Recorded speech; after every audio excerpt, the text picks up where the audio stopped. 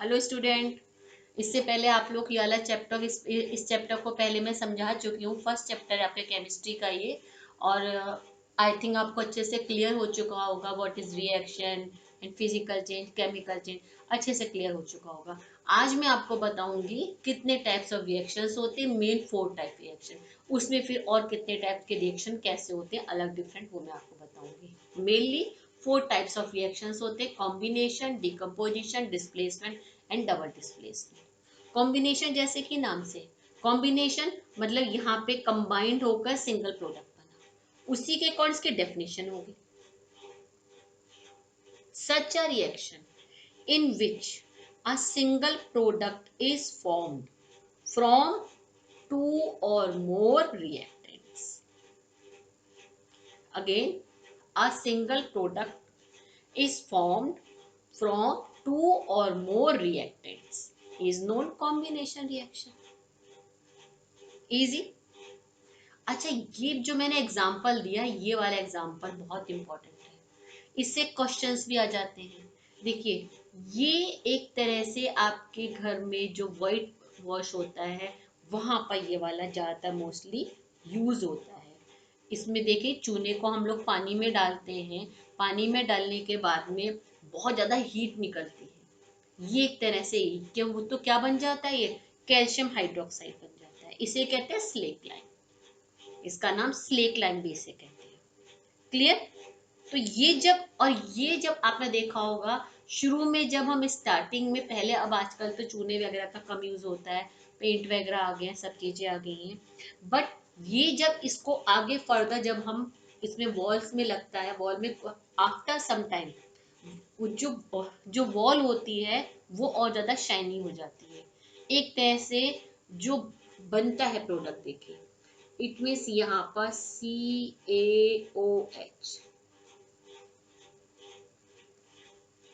Again आगे जाकर के ये जो बन जाता है, आगे जाके क्या बन जाता है यहाँ पर, ये साथ CO2 से रिएक्ट होके what, calcium carbonate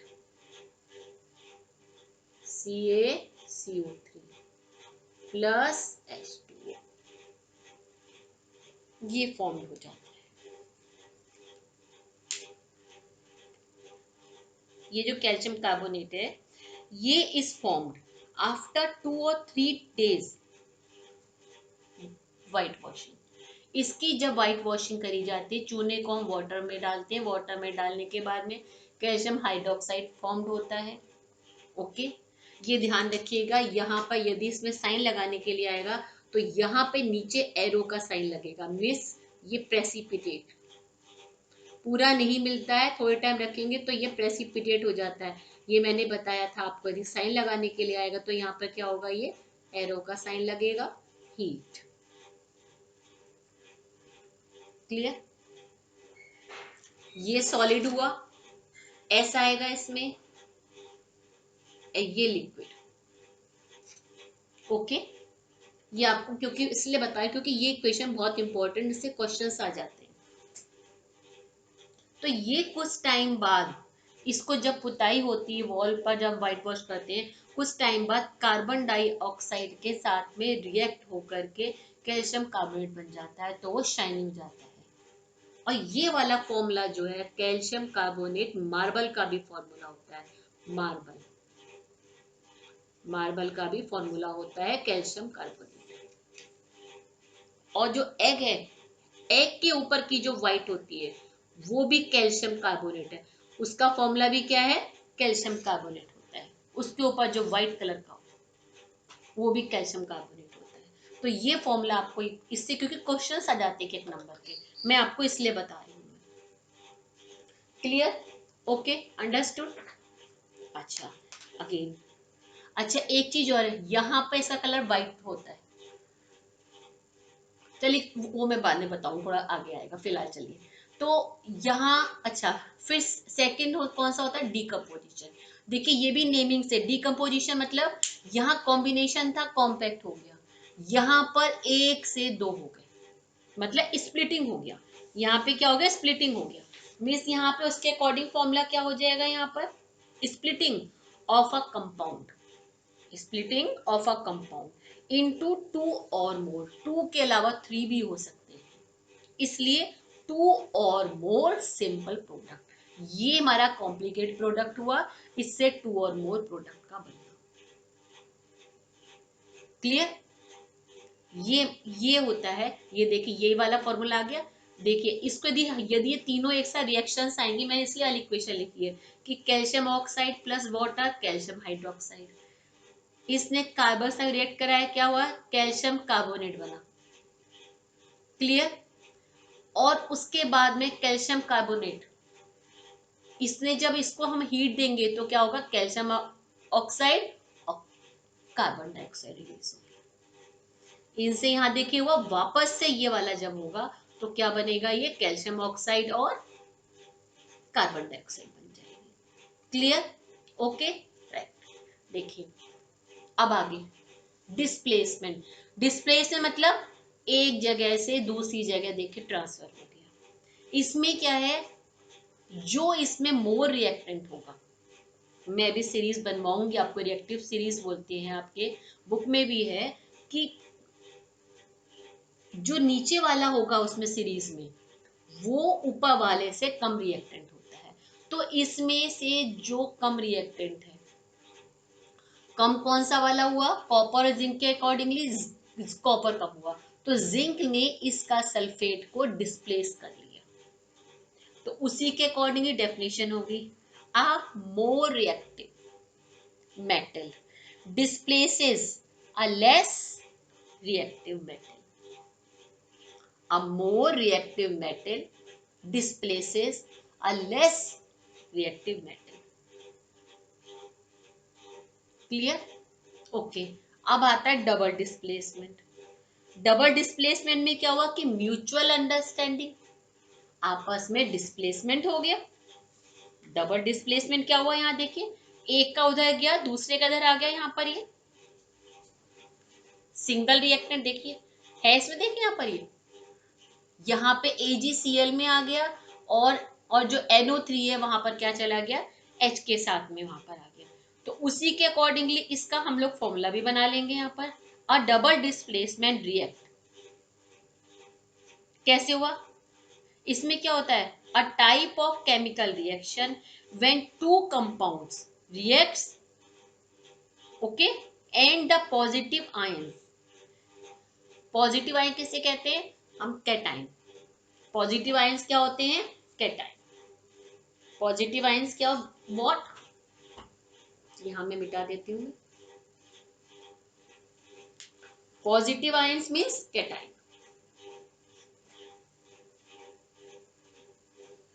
negative anion. Okay, अब इसकी मैं डेफिनेशन अगेन दोबारा से बोलती हूँ। Clear? Double displacement reaction is a type of chemical reaction where two compounds देखिए AgNO3 plus HCl miss silver nitrate and hydrochloric acid. Clear?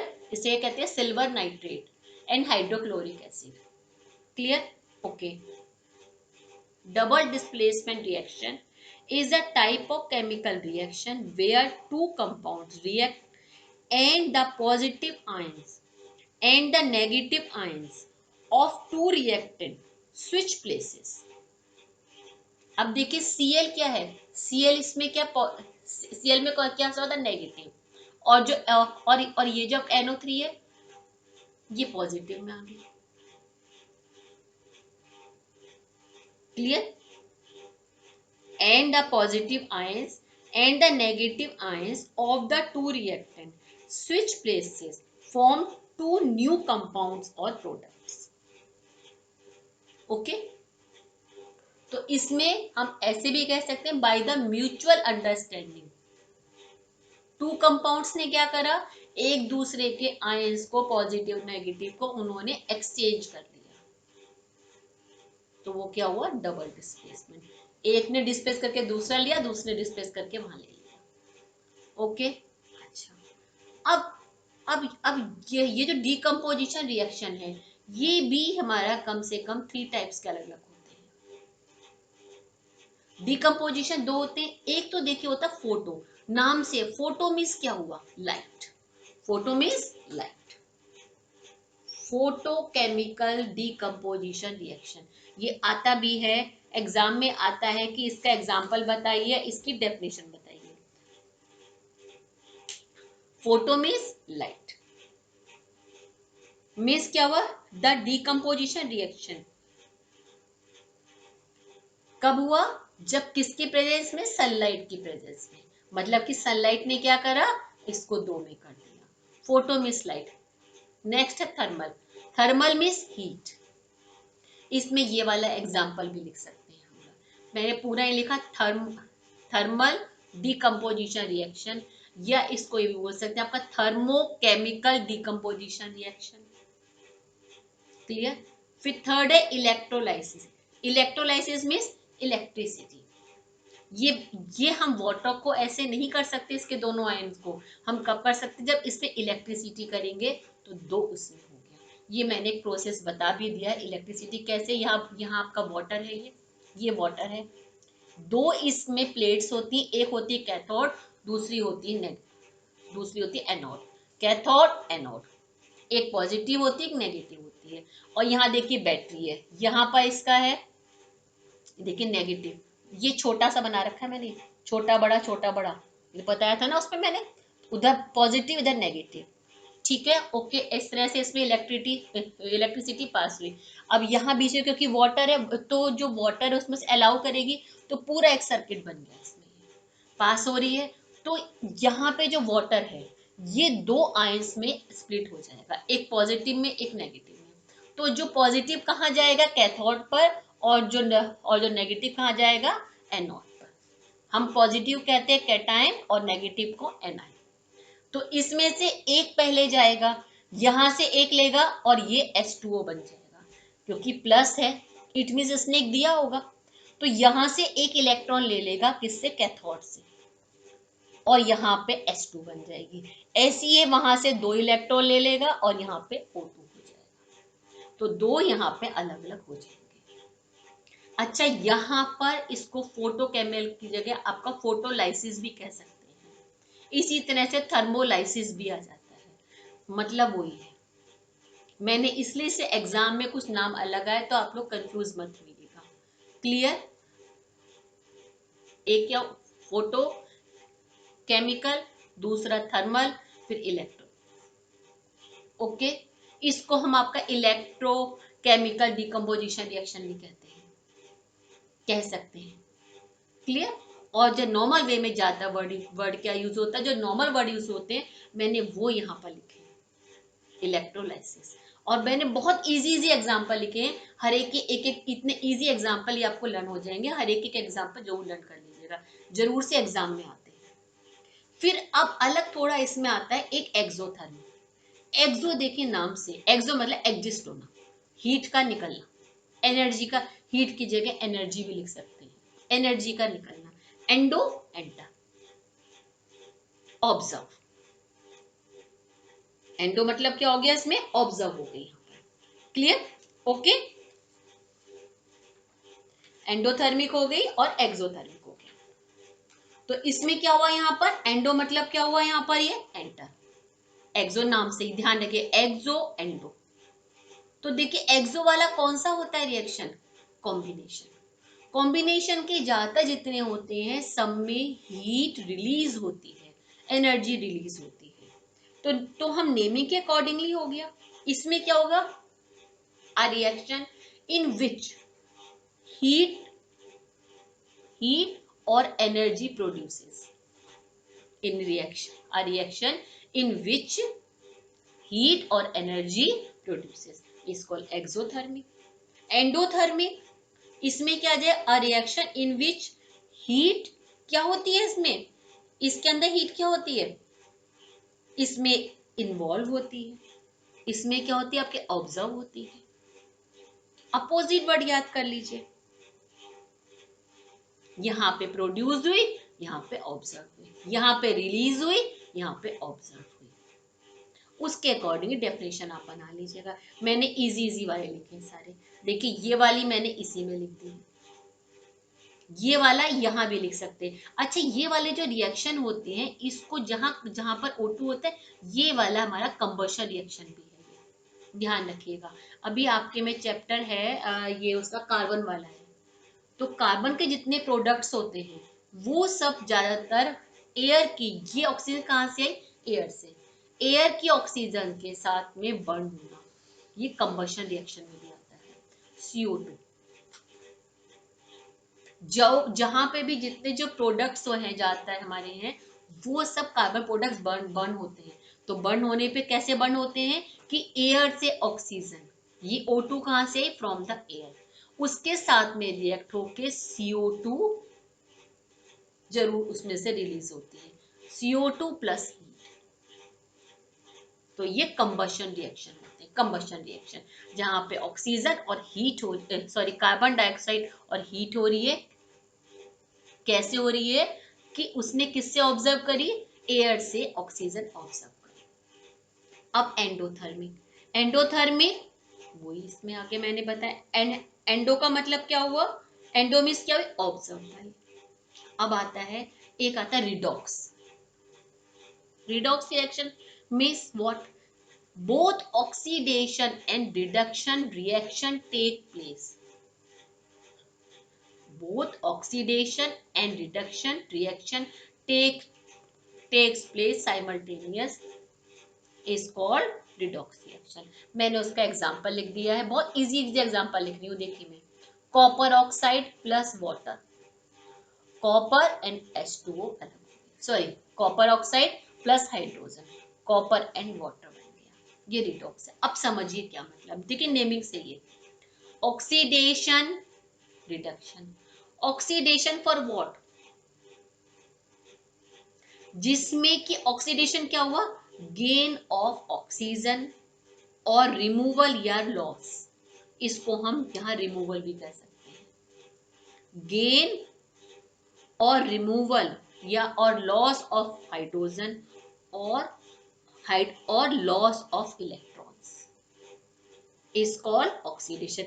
आप नीचे वाला नहीं लिखो इलेक्ट्रॉन्स वाला तो भी सफिशिएंट है, आपके सिलेबस में इतना ही है, ये 12th क्लास में इलेक्ट्रॉन का, आपके को डेफिनेशन इतनी सफिशिएंट है, गेनिंग ऑफ ऑक्सीजन, और या तो ऑक्सीजन गेन होगी या हाइड्रोजन रिमूव होगी।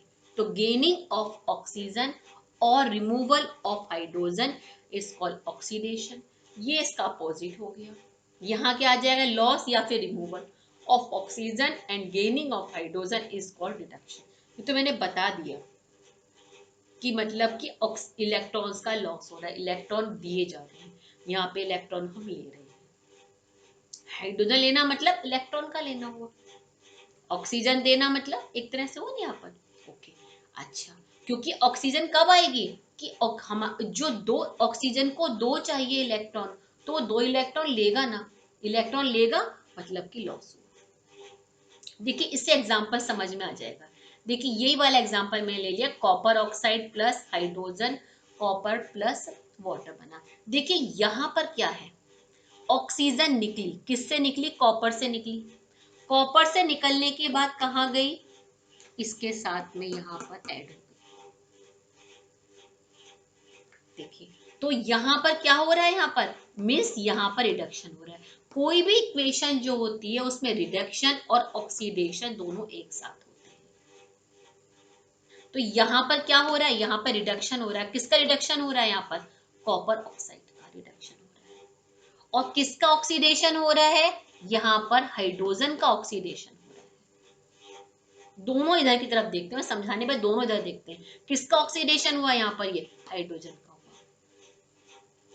मतलब देखिए खुद देखिए, यहाँ पर हाइड्रोजन ने क्या गेन करी, ऑक्सीजन गेन करी, और जब कॉपर ने क्या लॉस करी, ऑक्सीजन लॉस करी। तो इट मीन्स कॉपर ऑक्साइड का रिडक्शन हो रहा है और इसका हाइड्रोजन का ऑक्सीडेशन हो रहा है। दोनों चीज लेफ्ट साइड में ही होंगी, समझाने के लिए आपको मैंने बताया है।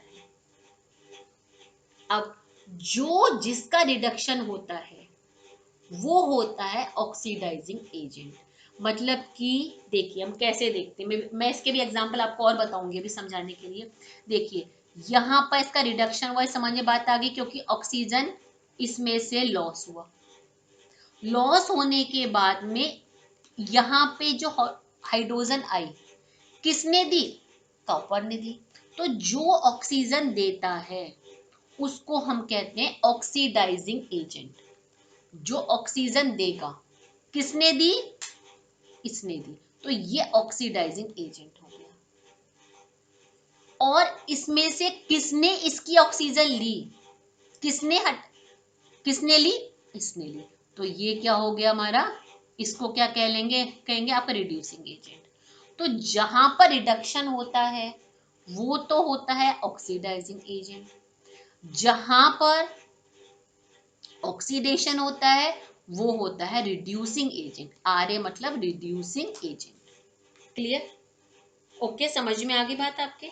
अब आपके इसमें दो टॉपिक और रहे हैं, एक तो रस्टिंग और एक रेसिडिटी, तीसरा क्रोजन। रस्टिंग आपको पता ही है कि जो आयरन है, आयरन को यदि हम कुछ टाइम तक, आयरन नेल है ये, कुछ टाइम तक हम एयर में इसको छोड़ देंगे तो एयर की मॉइस्चर और ऑक्सीजन के संग में रिएक्ट होकर के इसके ऊपर ब्राउन कलर की वो हो जाती है, उससे क्या कहते हैं? रस्टिंग कहते हैं। रस्टिंग किस पर होती है? आयरन पर होती है। एक होती है रेसिडिटी, खाना खराब हो जाता है, कुछ टाइम तक पड़ा रहता है, खाना खराब हो जाना यानी उसका ऑक्सीडाइजेशन हो जाना, वो रेसिडिटी कहलाती है। तीसरा होता है क्रोजन। क्रोजन क्या होता है? जो मेटल्स होते हैं, मेटल को कुछ टाइम तक हम एयर में छोड़ दें तो उनके ऊपर परत जम जाती है। देखिए सिल्वर है, सिल्वर देखिए कुछ टाइम सिल्वर के जितने ऑर्नामेंट होते हैं, कुछ टाइम ग्रे ग्रे कलर के सिल्वर के ऑर्नामेंट नहीं हो जाते हैं, ग्रे कलर के हो जाते हैं। ऐसी कितने देखिए। इसी तरह आपका एल्युमिनियम है, उसकी भी शाइनिंग खराब हो जाती है। मेटल्स को कुछ टाइम छोड़ दे, कुछ मेटल्स क्या करते हैं? एयर के ऑक्सीजन से ऑक्सीडाइज हो जाते हैं और अपनी शाइनिंग को खत्म कर देते हैं, धीरे धीरे करके शाइनिंग खत्म कर। वो अभी आपका आगे मेटल वाला चैप्टर है, उसमें और अच्छे से क्लियर वे में है कि कहीं कहीं पर बेनिफिट होता है, कहाँ पे कैसे होता है, वो मैं उस चैप्टर में आपको बताऊंगी, अच्छे से क्लियर और कर दूंगी। वहां वो चैप्टर काफी डिटेल में करोसन वाला।